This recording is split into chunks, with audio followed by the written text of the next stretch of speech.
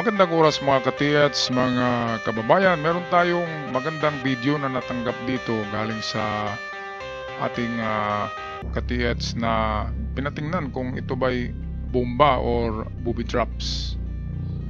Well, sa hugis niya ay akala mo kaagad na landmine ito kasi merong nakanipol, nakausli. Merong nakausli sa ibabaw niya. Pero nang i-research ko kanina ang lahat ng klaseng bomba ng World War II ay walang ganito. Ngayon, meron siyang nipple. Meron siyang nipple yung lalagyan ng maliit na hose. Ang gagamitan ng nipple ay diyan tumatagos o diyan dadalo yung oil, asete, gasolina, crudo. So ibig sabihin lalagyan ito ng gas or oil. So kung ganyan na may hose yan noon, kasi meron siyang nipple, ay ibig sabihin parte ito ng makinarya. Sa tingin ko tangke de guerra eh. Ito'y oil sa gulong ng tangke de guerra. Kasi yung gulong ng tangke de guerra hindi pwedeng walang palaging oil yon kasi metal nga yun. Kung walang oil masisira yung metal. Diba napansin niyo ang gulong ng nangangailangan niyo ng oil, yung gulong ng tangke de guerra. So ito 90% akong naniniwala na merong laman yan. At sa palagay ko katulad kasi siya ng nahukay ng kaibigan kong veteran na treasure hunter, nakahukay ng maliit lang dito, parang thermos ang laki. Meron ding takip at merong traha, meron din siyang tornilyo. Katulad nito ang itsura, maliit lang yon. So ito meron pa palang siyang meron siyang lalagyan ng hook eh. Ayan makakabitan ng hook. So ito yung naka-attach sa isang makina na naka-hook. So ibig sabihin kasi hindi naman siya part of engine, hindi siya parte ng engine. At meron siyang nipple. So wala nang iba kundi lalagyan niya ng gas, oil o crudo. Fuel yan. Ano bang mga sasakyan na nangangailangan ng ganyan, ng mga fuel? Palagay ko ay tangke de guerra. Tangke de guerra ang nilalagyan niyan, parte yan ng tangke de guerra, siguro siya tangke ng oil or ng crudo. Kasi may nipple nga, meron siyang lalagyan ng hose. So ibig sabihin may dadaloy sa kanya na liquid. So ito atin muna pakinggan kung anong sinasabi nila dito. Mga kasamang hunters, yun na nga, grabe na iangat natin ng 5 tonner. At ang estimate natin itong trap na ito ay wala pa sa 100 kilo. Kasi mabilis lang siyang naiangat dun sa kanyang posisyon. At ayan na nga, puro putik ang katawan. At dahil sa pag-ulan kanina. At yan ang mga kasamang hunters. At ito na. Ngayon sabi sa ating mga expert dahil sa ating pagsisiyasat nung nakarang araw pa. Dahil ilang araw na tayo dito mga kasamang hunters eh. Ayon sa suspetya ng ating mga kasamang hunters, no? At siya nga pala yung trap na ito ay kung inyong makikita mga kasamang hunters, dito natin nilagay sa may gilid niya yung sa gilid niya yung hook ng ating chain lock. Ayan, so merong nga siyang pwedeng kabitan. So ibig sabihin nakakabit ito sa isang klaseng makinarya ng gera, hindi naman machine gun, no? Kasi hindi nangangailangan ng oil ang machine gun. So wala nang iba, pwedeng sa heavy equipment ng Hapon. Pero kapag heavy equipment, ang mga tangke noon ay manipis lang. At parang yung sa army gallons, di ba? Yung parang square na mga lalagyan ng gasolina. Ito ay pabilog eh. Nakikita ko to sa mga World War II na fuel tanks, yung pabilog na nandiyan sa puwitan to nakakabit. Kaya walang worry, don't worry mga katiyats dito, walang sasabog diyan. Ang gawin nyo lang ay buhusan nyo muna ng gasolina yung kanyang takip. Yung kanyang takip ay may traha, tapos yung nakausili doon na parang akala nyo yun yung firing pin ng bomba ng landmine.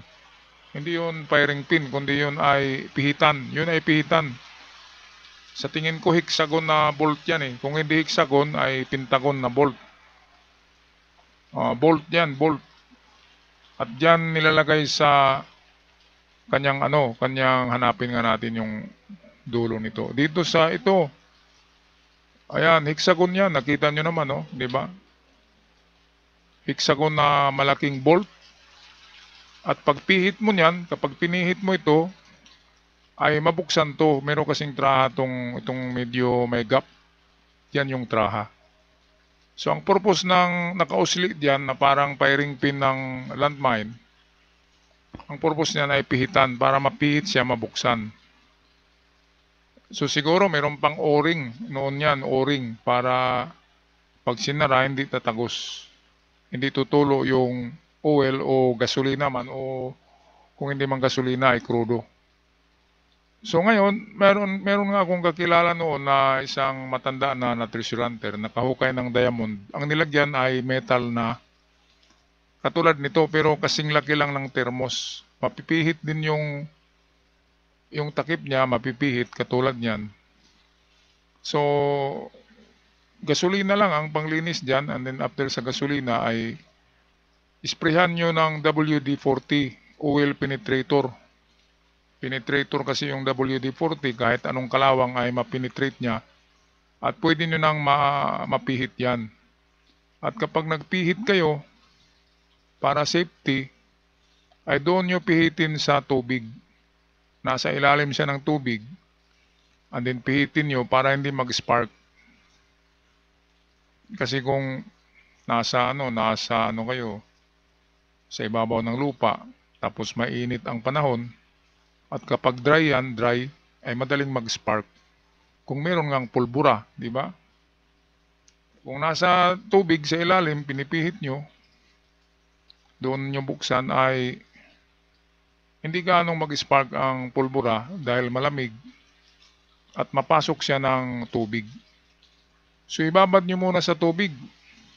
Kapag malambot na siya, dahil sa pag-spray ng WD-40 at gasolina, kapag parang mapihit na, ay saka nyo ilagay sa tubig, babad nyo muna ng 1 oras para pasukin ng tubig yung loob niya. Kapag napasok na yun ng tubig pumapasok talaga yan. So mag-moist na doon, kung may pulbura man yan sa loob, manigurado lang tayo, ay hindi na siya sasabog. Pwedeng 1 araw na ibabad nyo ilubog nyo sa tubig yan.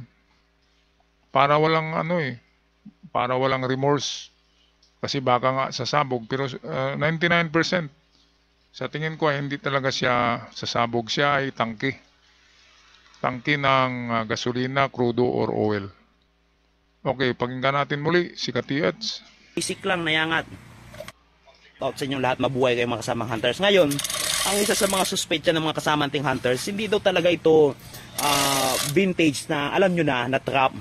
Baka sabi nila ito ay banga, jar, pero itsura pa lang yun, hindi na jar ito. Pero,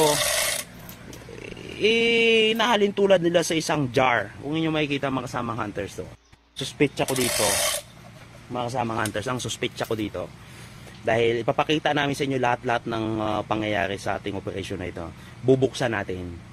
Ngayon, ang sabi ng expert mga kasamang hunters, huwag natin gagrinderin pala ito. Ang gagawin natin, ito ikot, na may groove pala ito mga kasamang hunters. Dito sa gilid may groove. Kung inyo makikita, may groove nga Ayan Ayan, nakita nyo mga kasamang hunters, ayan Ang gagawin natin, i-rotate lang natin.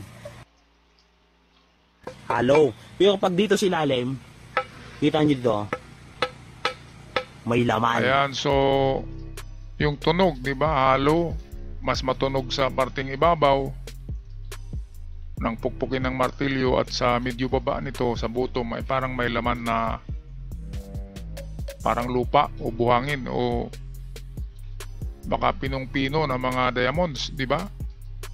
Ang nakalagay dyan, o baka diamond na hinaluan ng lupa para hindi tutunog. Kapag i-shake mo, hindi siya tutunog na parang maliliit na graba. So kapag ganyan lang tunog, diamond na yan. Bakit mo ilalagay ang graba sa loob niyan? Kapag ibinaon mo pa, tinago mo pa, tinakipan mo pa, ibig sabihin napaka-importante ng laman ito. So ito yung nipple na sinasabi ko, ayan o, close up. Hinawakan pa yan ni Katiets kanina eh, ayan o, nipple. So ibig sabihin ng nipple, may nakakabit na hose at ang lalabas diyan ay it's either fuel or oil or engine oil or lubricant. Pwedeng lubricant siya ng sabi ko na nga ba, tangke de guerra ang nangangailangan ng maraming lubricant eh. Kasi yung turret niya umiikot, yung gulong niya, di ba, mga bakal, kailangan talaga yun ng tumutulo palagi na oil para lubricated. So ayan, 100 make that 99% ako'y naniwala na mayroong laman ito.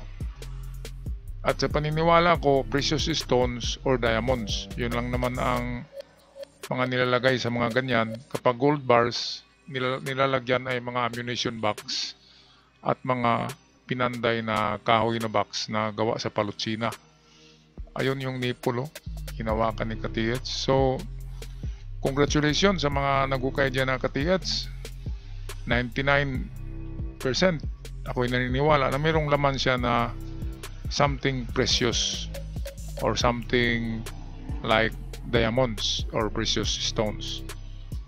Okay, so ito may pakita ko sa inyo mga kababayan. Na-search ko sa Google lahat ng klaseng landmine, yung naapakan na sumabog at iba pang mga vintage bomb. Tingnan natin kung merong kapareho nito.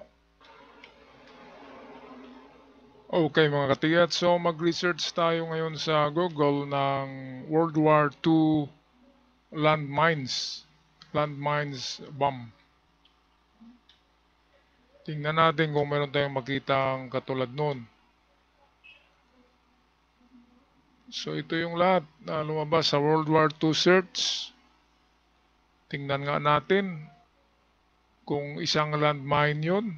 Hindi naman yun torpedo, hindi naman yun aerial bomb. Sabi daw ng eksperto doon ay yun ay landmine. Kaya ito yung mga World War II landmine, no? Para siyang disc. Merong mahaba dito pero ito'y ano pa to eh, World War I pa to. Meron ding parang lata dito. Ayun no, merong sa dulo, merong pin. Ito yung parang sea urchin, no? World War I style to na kapag naapakan mo sasabog. Ito kasi ay sensitive to. Kapag naapakan mo, ay ma-press on na yung ano, yung kanyang trigger. And then kapag tinanggal mo yung pagkaapak mo, sasabog siya. So yung kanina, meron akong nakita na pinukpok niya yung ano eh. Yun yung ano eh, yun yung parang firing pin yung pinukpok niya. Hindi sumabog eh. Ibig sabihin, hindi talaga yun sasabog. At hindi yun landmine. Ito yung mga landmine, no? Merong pabilog. World War I ito, yung mga bilog. Ang bago ngayon yung parang plato lang. Yung itong dito, ito. Yan yung mga bago. So vintage, hanap tayo ng vintage. Ito, vintage ito. Nga bomba, hindi rin. Hindi rin katulad nun. Okay, may napansin ako doon eh. Ito katulad-tulad to. Pero hindi pa rin dahil walang ano to. Walang parang takip. Ito dito, merong isa parang katulad do ito. Tingnan nga natin to. Parang katulad to ah. Army engineers remove World War II explosive from National Historic Landmark on remote Alaska. Ito parang kaitsura to ah. World War II rin to na bomba. Sana yun nawala.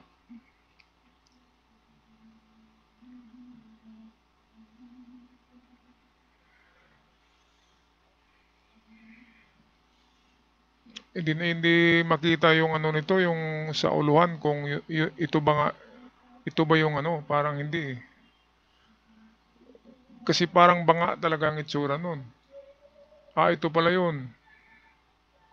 Ito yung kanina, ito yung sumabog na, oh. Pero wala siyang wala siyang thread, parehong kanina pinakita, at meron pang parang nipple. Tingin ko nipple ng aside yun eh, nipple ng oil. So palagay ko yun, lagayan yun ng oil at hindi yung bomba. So kung lagayan yun ng oil at hindi yung bomba, ibig sabihin nun ay jackpot na yun. So ito yung mga vintage bomb, oh. Tinanggalan na ng detonator sa sa kanilang dulo, merong detonator. Wala na. Hindi na yan sasabog. Yung kanina nakatakip, may traha pa eh. So hindi yung bomba. Ito yung mga bomba, oh. Wala siyang takip sa dulo, diretso na siya firing pin.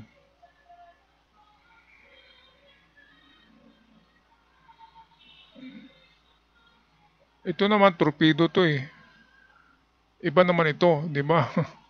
Ang layo-layo ng itsura nung kanina. Kaya nga sabi ng kanilang eksperto na kasama ay landmine.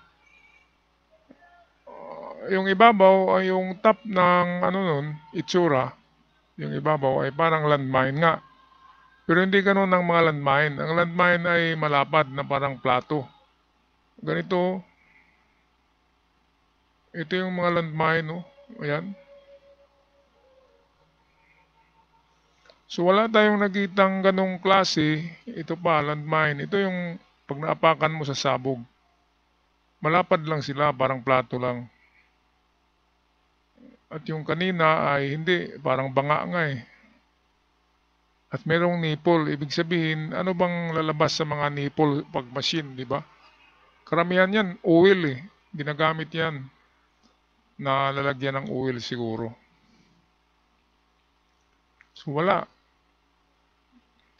Pero ganun pa man, ay pwedeng treasure.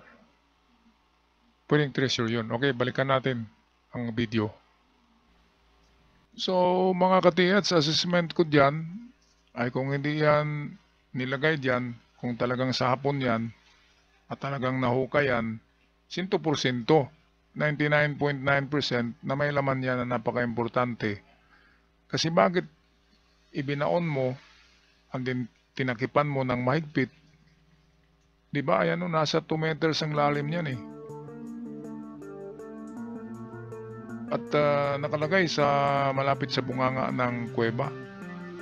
Kaya pasok talaga siya sa yung aking mga analysis noon na kapag bukas ang kuweba ay huwag niyong hanapin sa loob ng kuweba, kundi nasa bunganga lang, nasa entrance.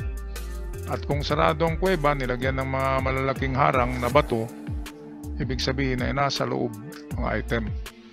So ayan, totoo yan. Kung talagang nahukayan dyan, kung hindi sadyang nilagay ay 100% na or 99.9% na meron nga siyang laman na precious element. Para sa akin, kasi kapag nagbaon ng hapon ay segregate yan. Iba ang lalagyan nila ng diamonds at precious stones, iba din ang lalagyan nila ng alahas, ng jewelry, at iba rin yung lalagyan nila ng pure na gold bars. At ito ay giveaway, so pwedeng precious stones o diamonds ang laman yan. Hinaluan ng lupa yung precious stones kasi hindi nakakalog eh. Hindi nakakalog, hindi tumutunog. Kaya hinaluan lang yun ng lupa. Kapag lupa ang laman yan, halongkatin nyo ng mabuti ay meron yang nahalo ng mga precious stones or diamonds. Okay, so thumbs up ako diyan, maganda. At kapag nahukay talaga yan dyan at hindi yan sadyang nilagay ay congratulations sa ating mga katiyets na nandyan na nagukay niyan, kasi sigurado merong laman nga yan. Ngayon, nasabi ko kanina, pagbukas niyan ay buhusan nyo muna ng gasolina, tanggalin yung kalawang, and then saka nyo isprayhan ng WD-40. WD-40 oil penetrator yun. And then kapag medyo maluwag-luwag na, doon nyo buksan sa tubig. Ilubog nyo sa tubig yan ng 1 araw muna para walang remorse. Kasi baka nga pulbura ang laman eh. Pero hindi yan pulbura ang laman kasi mayroong nipple. Bakit may nipple? Lalagyan ng hose ang nipple. So ibig sabihin, liquid ang laman yan. Pwedeng fuel, pwedeng oil, pwedeng aseite, engine oil, or crudo. Diba? So atin-atin lang yan na baka pulbura ay walang pagsisising nasa unahan, di ba? Huli na ang pagsisisi palagi. Kaya para hindi magsisi, buksan nyo sa ilalim ng tubig. Doon nyo pihitin ng wrench at i-clamp nyo yan. I-clamp nyo sa kahoy, talian nyo ng kahoy para hindi siya kapag tinuturnilyo nyo ay hindi siya gagalaw. Okay, so congratulations. Ako'y magpaalam na sa mga bago pa lamang sa channel. Huwag kalimutan mag-subscribe sa aking avid followers. Maraming salamat. Hanggang sa muli. Paalam at ingat ang lahat.